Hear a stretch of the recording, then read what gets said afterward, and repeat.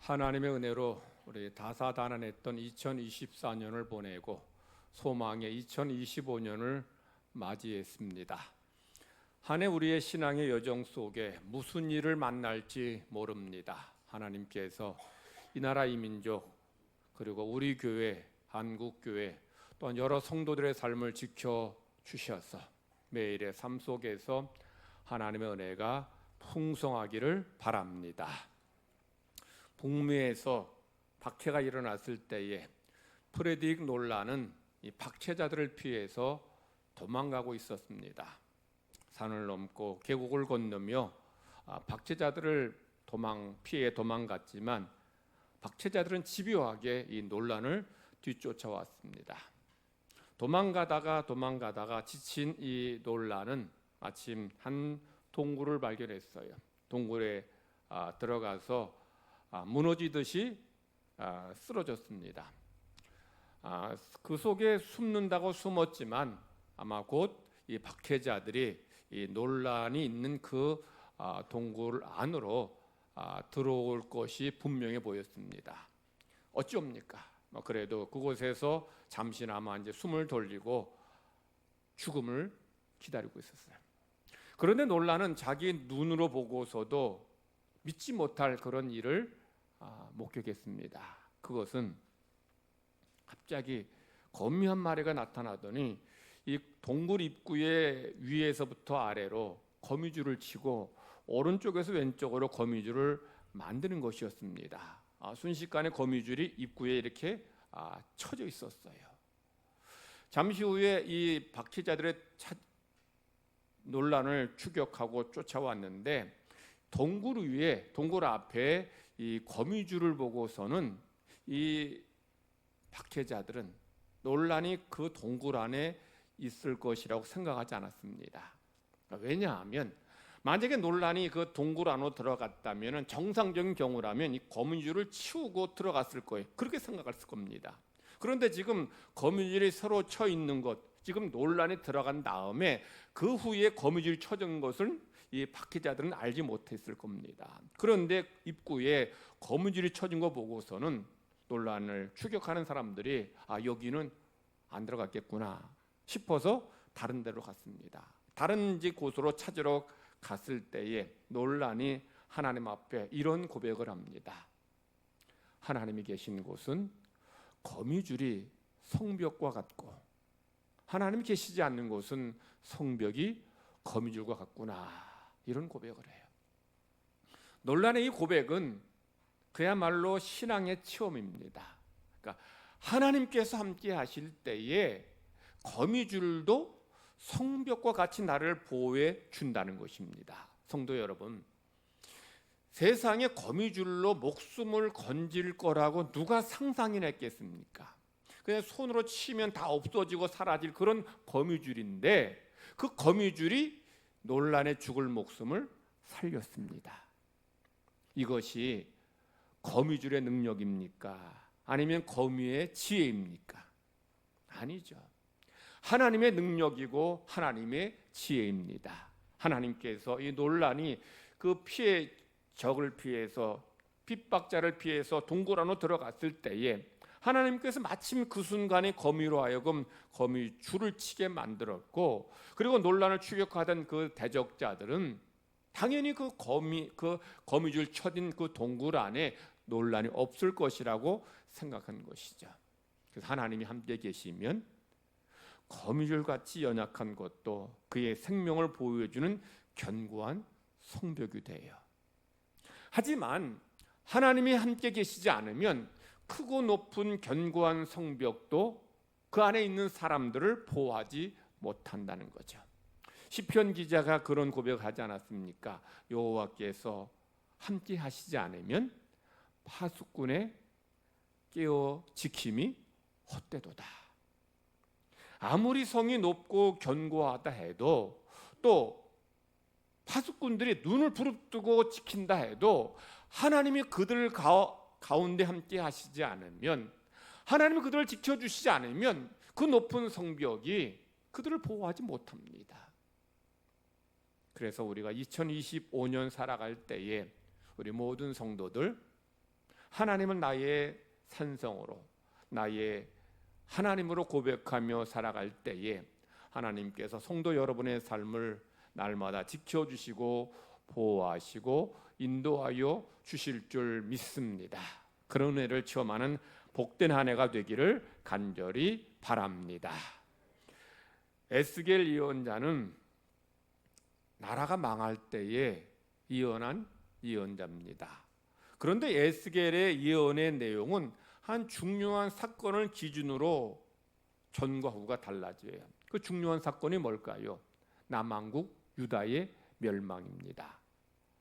나라가 망하는 것은 이건 가장 큰 재난이고 고통이라 할 수 있어요. 나라가 망해서, 바벨론의 나라 망해서 많은 사람이 죽고 포로로 끌려갔습니다. 그래서 에스겔은 이 나라가 망하기 전에 예언한 내용하고 나라가 망한 후에 예언한 내용이 달랐습니다. 에스겔은 주전 593년부터 571년까지 22년 동안 예언했어요.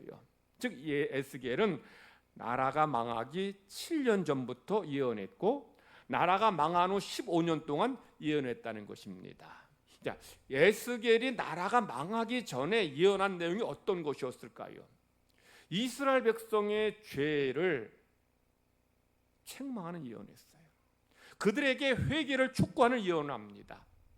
너희들이 이렇게 나라가 망하는 것은 너희들이 지은 죄 때문이다. 그러니 돌아서고 회개하라고 계속 설교하죠. 그런데 이것이 에스겔만의 예언이 아닙니다. 에스겔과 같은 시대에 예언했던 예레미야도 동일한 예언이에요. 즉 이스라엘 백성의 그런 죄에 대해서, 돌아섬에 대해서, 회개에 대해서 이 예레미야도 동일하게 메시지를 전하고 예언합니다. 자, 그런데 이스라엘 백성들은 예레미야 또 그리고 에스겔이 이렇게 전하는 하나님의 말씀, 하나님께서 주시는 말씀을 듣지 않습니다. 순종하지 않아요. 결국 그래서 나라가 망합니다. 그리고 많은 사람이 죽고 포로로 끌려갔어요. 그러자 이제 에스겔의 예언의 내용이 바뀝니다. 에스겔이 나라가 망한 후에도 여전히 백성들에게 회개를 촉구하고 너희들 그래서 망했다라는 그런 예언을 했겠습니까? 지금 이 시대 사람들에게 필요한 예언의 내용은 뭐예요? 치유요 회복입니다. 하나님이 다시 너희를 살리실 것이다. 망한 나라 다시 일으켜 세워주실 것이고 이제 고국으로 돌아가게 해주실 것이다. 이런 예언의 내용을 전하게 돼요. 지금 나라 망해서 포로로 끌려온 이들은 왜 우리가 이렇게 망했는지 그 원인을 압니다. 우리의 불순종 때문에. 그렇게 하나님께서 말씀하시고 돌아서라 하셨는데 불구하고 그 말씀에 순종하지 않아서 우리가 이렇게 망했다는 것을 그들이 깨달았어요. 그럼 그들에게 그렇게 계속 또 심판의 메시지를 전한다면 백성들은 낙담하고 절망할 것이에요. 그래서 에스겔은 이런 낙담하고 절망한 이들에게, 나라 망해서 포로로 끌려온 이들에게 소망의 메시지를 주어요. 하나님의 징계가 끝나면 너희들을 다시 고국으로 돌아가게 하실 것이다. 너희들을 다시 살려주실 것이다. 나라 다시 이렇게 세워주실 것이다. 이런 소망의 메시지를 전하고 있는 거죠. 자, 그런 면에서 우리 본문 에스겔 37장은 이런 당시의 역사적인 맥락, 배경을 이해해야지 무슨 뜻인지 이해할 수 있어요. 하나님께서 에스겔에게 37장에서 예언의 말씀 주십니다. 그래서 37장을 제목을 정한다면 이렇게 정할 수 있을 것 같아요. 마른 뼈가 살아나다. 물론 환상입니다. 환상인데 환상을 통해 하나님께서 이스라엘 백성들에게 또 오늘 우리들에게 중요한 메시지를 주고 계시는 거죠. 1절 말씀 보면 하나님의 영이 에스겔에게 임하십니다. 그리고 성령님께서 에스겔을 환상 중에 골짜기로 데려가셔요. 골짜기 가보니까 거기에는 골짜기 전체에 무수하게 많은 그런 마른 뼈들이 있었어요. 그 뼈들이 얼마나 많은지 수를 셀 수도 없어요. 그리고 뼈들이 죽은 지 얼마나 오래되었는지 바싹 말랐습니다. 자, 이렇게 많은 마른 뼈들은 무엇을 상징합니까? 이스라엘 백성들의 이제 영적인 상태, 현실의 상태를 말하는 거예요. 이스라엘이 이렇게 죽은 지 오래되었다는 거예요. 그리고 뼈가 말랐다는 것은 그들이 소망이 없다는 거예요. 그러니까 많은 뼈는 많은 이스라엘 백성을 말하는 것이고, 뼈가 말랐다는 것은 이스라엘이 더 이상 소망이 없는 그런 상태에 있다라는 거죠. 그래서 하나님께서 이런 그 광경을 보고 있는 에스겔에게 물으십니다. 에스겔아, 내 생각에는 이 뼈들이 살아날 수 있겠느냐?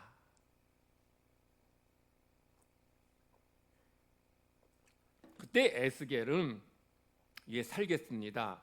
아니, 못 살 것 같습니다 라고 대답하지 않고 뭐라고 대답해요? 하나님만이 아십니다.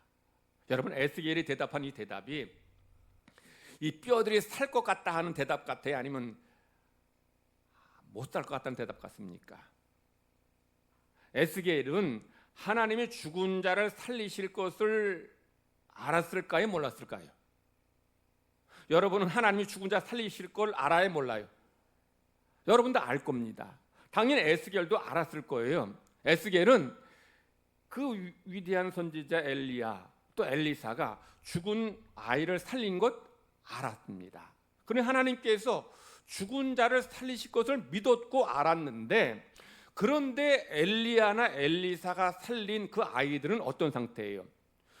죽어서 영혼이 떠났지만 몸은 부패하지 않고 이런 몸 그대로죠. 죽었어요. 영혼이 떠났는데 그 죽은 사람은 마치 살아있는 사람이 잠자는 상태와 똑같은 거죠. 그러니 즉 그 아이들에게 영혼만 돌아오면 아이들은 살아나요. 그리고 그렇게 살아났습니다. 그런데 지금 하나님께서 물으시는 에스겔아, 이 뼈들이 살겠느냐 할 때 그 뼈들은 어떤 뼈예요? 이미 죽은 지 오래돼서 이 육체는 다 부패에 사라졌습니다. 뭐만 남았어요? 그야말로 뼈다귀만 남았어요. 자, 뼈다귀만 남았는데 하나님께서 이것들이 살겠느냐라고 했을 때 에스겔이 될까라는 생각이 드는 거죠. 이런 모습이 있다면, 영혼만 떠났다면, 그러면 언제라도 하나님의 영을 다시 생명의 영을 부어주시면, 돌아오게 하시면 살겠지만 다 썩었는데, 다 사라졌는데 여기서 무슨 생명의 역사가 일어나겠느냐? 에스겔은 의심이 드는 거예요. 그러니 뭐라고 대답해? 하나님만이 아십니다. 그래서 하나님께서 에스겔에게 환상을 통해서 말씀하십니다. 그래, 내가 너한테 전하라는 말을 대언하라 하고 대언하게 하십니다. 하나님께서 에스겔에게 선포하라 하신 말씀이 이런 말씀입니다. 마른 뼈들은 하나님의 말씀을 들어라. 하나님이 마른 뼈들에게 생기가 들어가게 하실 테니 너희가 다시 살아날 것이다. 하나님이 마른 뼈들 위에 힘줄을 두시고 탈을 입히시고 가죽으로 덮으시고 생기를 넣어주실 것이니 너희가 살아날 것이다. 에스겔이 선포합니다. 선포하니까 어떤 일이 일어나요? 그 수많은 뼈들이 서로 막 삐끄덕삐끄덕하면 움직입니다. 움직이고 서로 결합하고 연결돼요.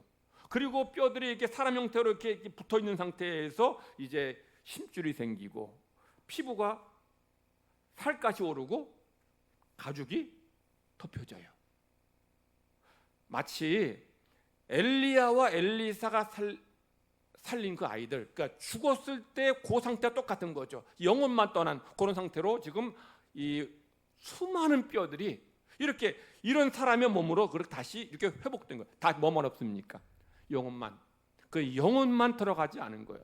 그러니 다시 하나님께서 에스겔에게 말씀하십니다. 에스겔아, 선포하라 말합니다. 너는 생기를 향하여 대언하라. 생기에게 대언하여 이르기를 주 여호와께서 이같이 말씀하시기를 생기야 사방에서부터 와서 이 죽음을 당한 자에게 불어서 살아나게 하셨다 하라. 에스겔이 선포하자 사방에 있던 생명의 영이 이 사람들에게, 죽은 사람들 안에 들어갈 때 그들이 일어났고 살아났고 큰 군대가 되었어요. 하나님께서 지금 에스겔에게 이 환상을 보여주신 것은 무엇을 말씀하시는 겁니까? 지금 이스라엘이 지금 이 골짜기의 마른 뼈들과 똑같다는 거죠. 아무 소망이 없고 아무 희망이 없다는 거예요. 이건 이스라엘 백성 스스로가 그렇게 생각하는 거예요. 우리가 나라 망했는데 여기 포로로 끌려왔는데 우리에게 무슨 소망이 있겠느냐는 거죠. 우리는 아무 소망 없다. 우리 끝났다. 다 포기한다는 거예요. 그러나 하나님께서는 그들을 포기하지 않으시고 그들을 다시 살려주실 것이고 회복시켜 주실 것이고 다시 고국으로 돌아가게 하실 것이고 나라를 다시 일으켜 세워 주실 것이라는 거죠. 하나님이 하시겠다면 그걸 누가 막겠습니까? 하나님이 바벨론 포로로 끌려간 그들을 다시 고국으로 돌아가게 하시겠다면 누가 못하게 안 된다 하겠습니까? 하나님께서 이스라엘 백성들 다시 회복해 주셔서 이제 그들의 심령의 은혜를 부어 주시겠다면 무엇이 장애되겠어요? 하나님이 지금 이것을 이스라엘 백성들에게 말씀하시는 겁니다. 에스겔아, 이스라엘 백성들 하나같이 우린 다 끝났다, 우리는 아무 소망 없다라고 말하지만 아니다라는 거예요. 하나님은 아니라는 거예요. 사실 이 포로에 생활하고 있는 이스라엘 백성들은 다 끝났으니 소망이 없으니 살 소망이 없으니 살아도 산 게 아니라는 거예요. 여러분, 나라 망해서 포로 끌려간 그들이 그 땅에서 노예로 살 때에 살 소망이 있겠습니까? 살려고 하는 의지는 있겠어요? 죽지 못해 살아가고 있어요. 그런데 하나님께 그들에게 말씀하십니다. 내가 내 영을 너희들에게 부어줄 것이다. 너희들 다시 일으켜줄 것이고 회복시켜줄 것이다. 하나님의 영을 부어줄 터이니 너희들이 다시 살아날 것이고 일어날 것을 말씀하고 있는 겁니다. 하나님의 영이 그들에게 임할 때에 그들은 단지 육체만 세심 얻는 것이 아니라 영혼이 세심 얻게 될 것이고 나라가 다시 세워지게 될 것이고 하나님의 살아계심의 역사를 체험하게 된다라는 거죠. 살리는 것은 영입니다. 성령님께서 죽은 영혼을 살리시고 죽은 공동체를 살리시고 죽은 나라를 살리시고 죽은 이 땅을 치유해 주십니다. 그래서 우리는 이 성령님의 역사를 우리에게 허락해 달라고 지금 이야기하고 있는 거예요. 이 에스겔 37장의 말씀은 한국교회의 성도들에게 너무 필요하고 절박한 절실한 말씀이에요. 한국교회 지금 상황 어떻습니까? 한국교회는 세속화, 이단과 사이비들의 득세, 초저출산, 지우재난, 정치사회 변동, 그리고 코로나로 인한 심각한 성도들의 이탈 등 지금 쓰나미처럼 각종 문제에 다 직면해 있습니다. 거기다가 성도들의 신앙도 지금 생명의 능력을, 은혜를 잃어버렸어요. 교회 나오긴 하지만 마치 소망이 잃은 사람들처럼 그렇게 성령의 능력을 잃어버린 가운데 살아가고 있지 않나 싶은 거죠. 이런 성도들에게 하나님께서 우리를 다시 살리실 방법을 말씀하십니다. 그것이 뭐예요? 성령님의 은혜인 거죠. 성령님께서 은혜 부어주실 때에, 성령님께서 마른 뼈들에게 임하실 때에 마른 뼈들이 큰 군대가 되고 살아나는 것처럼 한국교회와 성도들에게 하나님께서 성령의 은혜를 다시 허락해 주신다면 우리 교회, 한국교회가 다시 회복되고 살아나게 될 줄 믿습니다. 성령님의 은혜만이 우리를 다시 치유하시고 살리시고 회복시켜 주실 것입니다. 그래서 우리 교회에서 올해 우리 교단 표를 뭐라고 정했습니까? 여기 성령의 능력으로 부흥하는 교회. 총회장을 비롯한 한국교회 목회자들의 지금 절박한 심령으로 지금 성령님의 능력으로 부흥하는 교회라고 이 표를 정하고, 표만 정한 것이 아니라 우리가 이렇게 되기를 기도하고 앞으로 나아가자는 거예요. 성령 은혜로 부흥하는 것. 우리는 부흥을 성도들이 많이 모이는 것, 불신자들이 예수님 믿고 구원받는 것만을 부흥이라 생각하는데 부흥은 그것만이 아닙니다. 부흥에는 세 가지 차원이 있어요. 첫 번째 부흥이 뭐냐? 성도의 신앙이 성장하는 거예요. 성도 여러분 한 사람 한 사람 신앙의 믿음이 성장해서 자라는 것, 이것이 바로 부흥이에요. 두 번째는 성도들의 인격이 성장하는 거예요. 성도들이 삶이 변화되고 은혜 받아서 여러분들의 인격이 새로워지는 이것이 바로 부흥입니다. 그리고 세 번째는 뭐예요? 말씀하신 것처럼 불신자들이 하나님 믿고 주님 앞으로 돌아오는 것이, 이것이 바로 부흥인 거예요.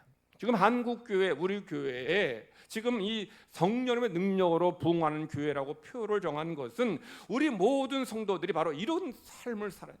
여러분 한 사람 한 사람에게 성령님께서 은혜 내려주시고 성령의 기름 부어주심으로 인해서 여러분의 신앙이 자라게 되는 거예요. 예루살렘 교회 성도들에게 성령의 은혜가 임할 때 어떤 일이 일어납니까? 신앙이 성장하는데, 성장하는 것을 이렇게 표현합니다.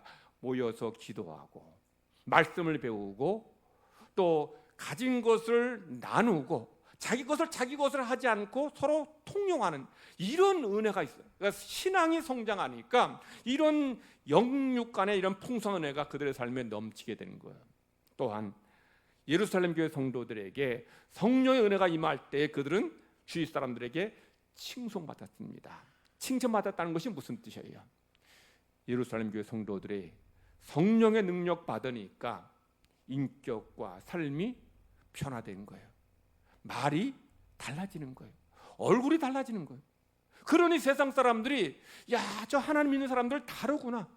그들의 변화된 삶과 말과 인격을 통해서 세상 사람들이 하나님께 영광 돌리고 하나님 믿는 성도들을 칭찬하는 거예요. 성령님 은혜로 인한 인격의 성숙이죠. 세 번째는 뭐예요?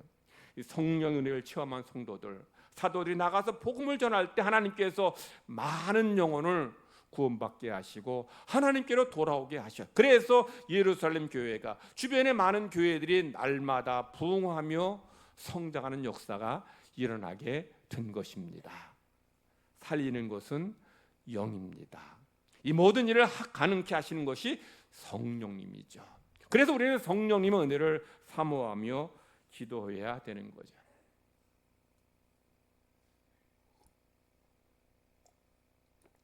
오늘 우리에게 주시는 구약의 말씀 스가랴의 예언입니다. 스가랴가 뭐라고 예언하는가 하면 사실 예루살렘 성전의 회복을 위해서 사실 예언하는데, 성전 재건은 힘으로 인간의 능력으로 되는 게 아니라 하나님의 영으로 된다는 거예요. 그런데 성전의 재건만이 아니죠. 우리 무너진 신앙 회복, 우리 무너진 신앙의 회복과 교회의 부흥은 성령님의 능력으로만 가능하다는 거예요. 누가 하겠어요? 무엇을 하겠습니까? 성령님께서 예루살렘 교회에 임하실 때에, 성령님께서 한국교회 성도들에게 임하실 때에 이런 부흥의 역사, 회복의 역사가 일어나게 된다는 거예요. 다른 것으로 불가능하다는 거예요. 그래서 예루살렘 교회에 성령께서 역사하시고 임하실 때에 그들의 이런 신앙이 회복되고 은혜가 넘치는 거예요. 신약의 말씀에서는 그렇게 성령 은혜가 임했을 때에 어떤 일이 나타납니까? 온 유대와 갈릴리와 사마리아 교회가 평안하여 든든히 서가고 주를 경외함과 성령의 위로로 진행하여 수가 더 많아지니라.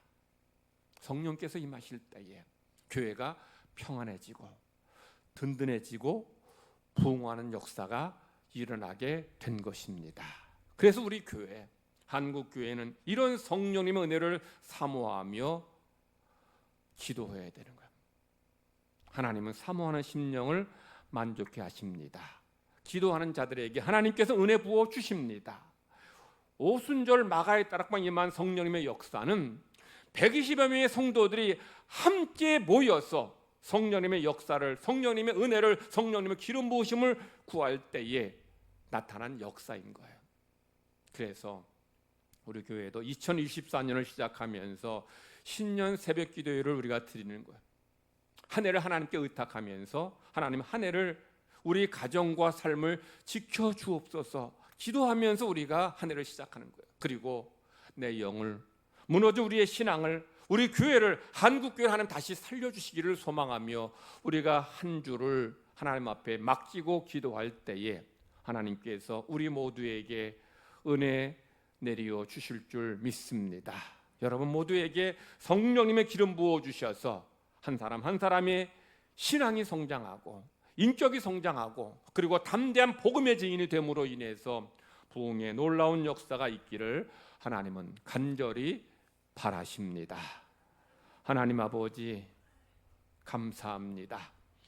저희들을 구원하시고 하나님의 자녀 삼아 주시니 감사드립니다. 한국교회에 하나님께서 복음을 허락하여 주시고 생명의 영으로 성령님의 능력으로 부흥의 놀라운 은혜를 허락하여 주셨습니다.